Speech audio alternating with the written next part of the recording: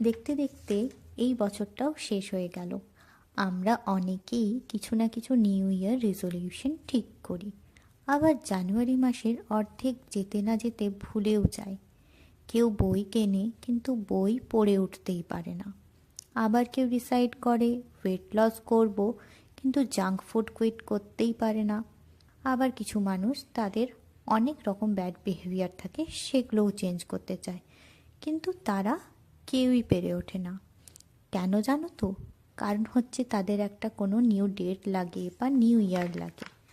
কিন্তু তুমি যদি সত্যিই কিছু মন থেকে চেঞ্জ করতে চাও, তাহলে সেটার জন্য প্রপার ডিসিশন নাও, আর সেই ডিসিশনে স্টিক থাকো যতক্ষণ না পর্যন্ত তুমি সেটা অ্যাচিভ করছো।